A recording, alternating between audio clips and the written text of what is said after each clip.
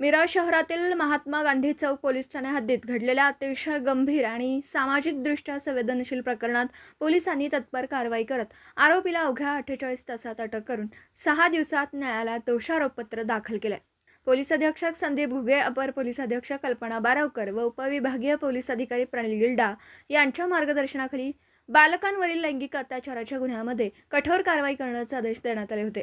त्यानुसार सहाय्यक पोलीस निरीक्षक संदीप शिंदे, प्रभारी अधिकारी महात्मा गांधी चौक पोलीस ठाणे यांनी विशेष पथक तयार करून कारवाई केली. 2 फेब्रुवारी 2026 रोजी सायंकाळी 5 वर्षीय बालिका घराजवळील किराणा दुकानात खाऊ आणण्यासाठी गेली असताना आरोपी विजय अँथोनी कांबळे, वय वर्ष 67, राहणार रेल्वे पंढरपूर चाळ, मिरज याने तिला फूस लावून जवळ घेत अश्लील कृत्य केलं.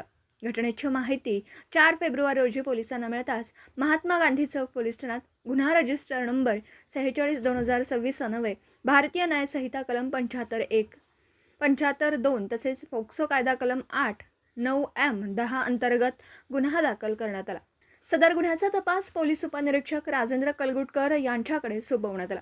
तपास पथकाने जलद हालचाली करत आरोपीला शिताफीने ताब्यात घेऊन अटक केली.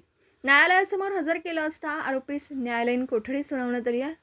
या प्रकरणात पोलिसांनी भौतिक व तांत्रिक पुरावे गोळा करून अवघ्या 48 तासात तपास पूर्ण केला आणि 9 फेब्रुवारी रोजी न्यायालयात दोषारोपपत्र दाखल केलं.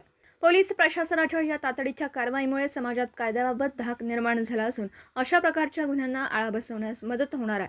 आरोपीविरुद्ध न्यायालयीन प्रक्रिया जलद गतीने पार पडावी यासाठी प्रयत्न सुरू असल्याचं पोलिसांनी सांगितलं. दिवसभरातील घडामोडींचा आढावा घेण्यासाठी पाहत रहा N24 मराठी न्यूज चॅनल.